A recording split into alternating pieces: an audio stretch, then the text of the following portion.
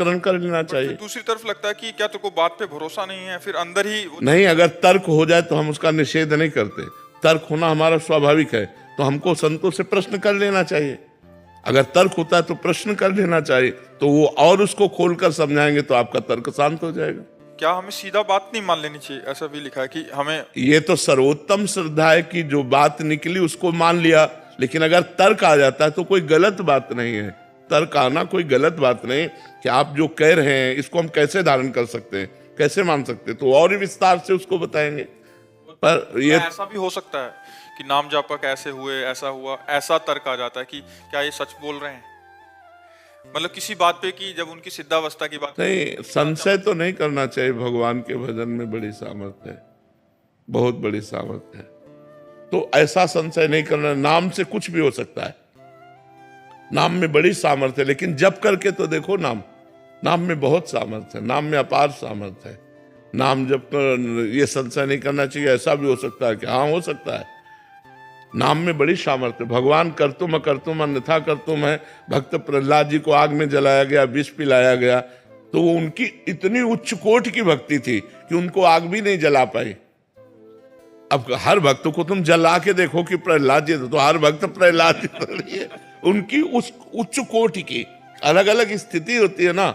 उनको ये जो पंचभूत है वो स्पर्श भी नहीं कर, जल में डुबोए गए लेकिन वो डूबे नहीं, पत्थर से दबाए गए लेकिन वो पिचके नहीं, आग से जलाए गए उनको जलन नहीं हुई। क्या क्या उनके ऊपर गैस छोड़ी गई मरण वाली, न जाने क्या क्या। वो हिरण्यकश्यप त्रिभुवनपति था, सब कुछ करके हार गया लेकिन बाल भी नहीं झुलसा पाया। क्यों? इतनी उच्च कोटि की भक्ति की भगवान खंभा फाड़कर नरसिंह रूप में प्रकट हो गए, जो रूप कभी न सुना गया, न देखा गया, न पढ़ा गया।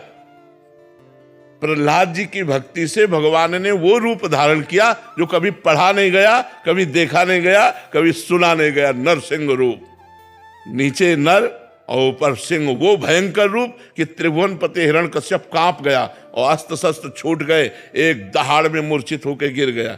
तो भगवान है यार। और उन भगवान का जो भजन करते हैं तो कुछ भी हो सकता है, कुछ भी हो सकता है, उसमें कोई मतलब समस्या नहीं है। तो इसलिए नाम जप करो, खूब भगवान के भजन में रहो, सब सुविधा भगवान दे देंगे, लोक परलोक की सब दे देंगे। मेहनत करो। अब हम मेहनत करते हैं, दिन भर मेहनत करते हैं, बीमार होने पर भी मेहनत करते हैं। यहाँ जो मेहनत हुई अपने एकांत में जब हुए तो वहां भी मेहनत शुरू। अपना अपना काम है, धंधे में लगे हो तो मालिक देख रहा है, ईमानदारी से तुम्हें वो इतना देता रहेगा। और फ्रॉडगिरी से जितना चलेगा वो 4 दिन चलेगा, इसके बाद बैठ जाएगा। तो इसलिए धर्म से चलो, खूब नाम जप करो, सब कामनाएं भगवान पूर्ण करने में समर्थ है। सोनिया जी पानीपत से। श्री हरिवंश महाराज जी। महाराज जी, अक्सर प्रतिकूल समय में किसी के पास जाएं तो वो उपाय में टोटका पूजा आदि की सलाह समाज को देता है, तो परंतु नाम जप और भजन पर वो विश्वास नहीं बनता, ना कोई नाम जप और भजन की सलाह मानता है। महाराज जी, सभी का ध्यान टोटका आदि में ही रहता है कि जल्दी लाभ मिल जाए। अरे काहे को फालतू की बातों में समय बर्बाद करोगे? भगवान का नाम सर्व मंगलमय है। भगवान की शरण में होने पर, भगवान का नाम जप करने से जो प्रारब्ध दुख है वो भोगने की सामर्थ्य आती है और नए पाप नष्ट हो जाते हैं, पाप करने की इच्छा का नाश हो जाता है, जीव का परम मंगल हो जाता है। इन टुटका फुटका से कुछ नहीं होता।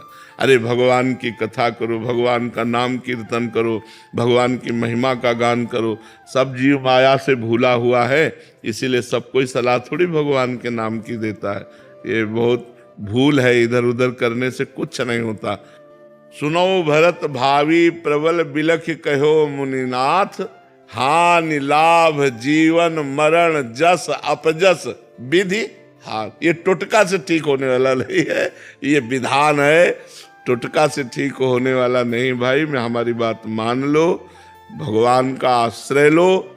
सर्व विपत्ति का नाश करने में समर्थ केवल भगवान है, दूसरा कोई नहीं है। हर दुख का नाश करने के लिए भगवान समर्थ है, हरि समर्थ है। उनका आश्रय लो, उनका नाम जपो करो। और अगर भाई किसी को टुटका से फायदा मिल जाए तो आपके पुण्य से उसका लाभ मिला है, ना कि टुटका से। जैसे आपकी भावना बनी, आप यहाँ आए और आपका कोई काम बन गया, तो आप आए, ये आपका पुण्य हुआ, तपस्या हुई ना, आप मेहनत कर कर के आए, घंटों खड़े रहे, दर्शन किए, तो उसके फल रूप में आपका काम बन गया। वो हमसे थोड़ी बना, वो आपकी साधना बनी, तब आपका काम पूरा हो गया। तो हमें लगता है कि हम साधना करें, हम तपस्या करें, हम भगवान का भजन करें, जो सत्य मार्ग है उसका हम अवलंबन लें। ये टुटका फुटका से तो मुझे नहीं लगता कि कुछ होने वाला है। और टुटका कहते किसे हैं? क्या टुटका होता है? चौराहे पे नींबू रखो, फिर उसकी चार और फिर पीछे को फेंको। काला भूत हो घर के आगे टांग लो, नजर ऐसा चप्पल टांग लो। इस सबसे कुछ नहीं होता है। भगवान का देखो, विभीषण जी लंका में है, राम नाम अंकित गृह, भगवान का नाम अंकित है दीवाल में, भगवान का नाम, ये नहीं जूता चप्पल टांगने नहीं। राम नाम अंकित गृह शोभा, घर की शोभा क्या है? भगवान का नाम पहले लिखा होता था दरवाजे पे अतिथि देवो भव, अब लिखा होता कुत्ते से सावधान, नहीं लिखा था। अब कलयुग का प्रभाव बढ़ गया है अलग अलग। तो हम तो कहते हैं अगर आपका श्रद्धा विश्वास बने हमारी बात पे, तो भगवान का नाम लो। नाम लेत मंगल दिशि दशहु, दसों दिशाओं में मंगल होगा। हरि स्मृति सर्व विपद विमोक्षण, जहां आपको लग रहा हो कि अब अमंगल होने वाला है, पुकारो मंगल भवन भगवान को, हे हरि, हे भगवान, हे करुणामय, मुझ दीन की बात सुन लो, मेरी रक्षा कर लो, भगवान मंगल करेंगे। ये नींबू और ये घोड़े की नाल और ये इधर उधर की चीजें रक्षा नहीं करेंगी। ये सब प्राकृतिक नाशवान वस्तुएं हैं, हमें इन पर तो विश्वास नहीं है, हमें विश्वास नहीं है। आपको हो तो धन्यवाद, आप कीजिएगा, और जब आपको उससे लाभ ना मिले तो फिर भगवान का नाम लीजिएगा। अगर हमारे प्रारब्ध में किडनी भोग लिखा है तो त्रिभुवन में कोई पैदा नहीं हुआ कि इसे ठीक कर दे, और इसे ठीक होना लिखा है तो त्रिभुवन में कोई नहीं कि इसे बिगाड़ सके। देखो, भगवान चलाना चाह रहे हैं तो ऐसी स्थिति में भी प्रवचन हो रहा है, एकांतिक वार्ता हो रही, सब हो रहा है। और अगर भगवान ना चलाना चाहे तो चाहे जितनी किडनी बदल लो, सब इन्फेक्शन हो जाएगा, फेल हो जाएंगी। हमें लगता है भगवान से बढ़कर कोई नहीं है, तो हमें भगवान की आराधना करनी चाहिए। जितने देवी देवता हैं सब भगवान के ही स्वरूप हैं। आराधना करो, पाठ करो, भगवान के नाम से दूसरों को दान करो, दूसरों गरीबों की सेवा करो, ये तो मेरी समझ में आता है। लेकिन और अन्य बातें सब समझ में आती। महाराज जी, आजकल मानसिकता ऐसी हो गई है कि हमें कुछ ना करना पड़े, जो काम करे अंगूठी करे, जो काम करे नींबू करे, मतलब हमें कुछ ना करना पड़े। हम नाम जप करेंगे तो हमारा चिंतन, हम विषय भोग भोगें, हम जैसा हम चाह रहे हैं वैसा हो, या तो आप हमारे लिए हवन करें पर हम सुखी हो जाएं। ऐसा नहीं हो सकता। निज कृत कर्म भोग सुनवाता, शब्द पर आओ, निज कृत, आपका किया हुआ कर्म ही आपको सुख दुख प्रदान करेगा। दूसरे का किया हुआ कर्म आपको सुख दुख नहीं प्रदान करेगा। आप पैसा रुपया नाना प्रकार की भोग सामग्री एकत्रित कर सकते हो, लेकिन सुख शांति नहीं, वो केवल परमात्मा में ही मिलेगी। यदि परमात्मा का चिंतन नहीं करते हो तो आप सुखी नहीं हो सकते, आप शांत नहीं हो सकते, चाहे जो कुछ इकट्ठा करके देख लो। तो भगवान की ये सब लीलाएं मायाकृत हैं। हम तो सबसे यही कहते हैं कि भगवान का नाम जप करो, भागवत कथा सुनो, भगवान की चर्चा सुनो, नाम कीर्तन करो, दूसरों का उपकार करो, तुम्हारा मंगल हो जाएगा।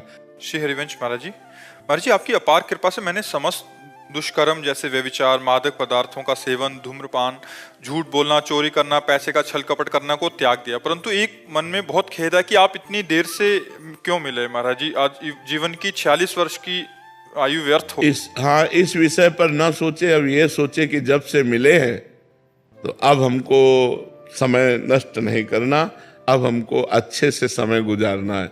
भगवान का नाम जप करते हुए, परोपकार करते हुए, धर्म पूर्वक धन कमाते हुए, परिवार का प्यार पूर्वक पोषण करते हुए, अब जीवन में अपराध नहीं करना, गलती नहीं करना। अब लो नशानी, अब ना नशई हो।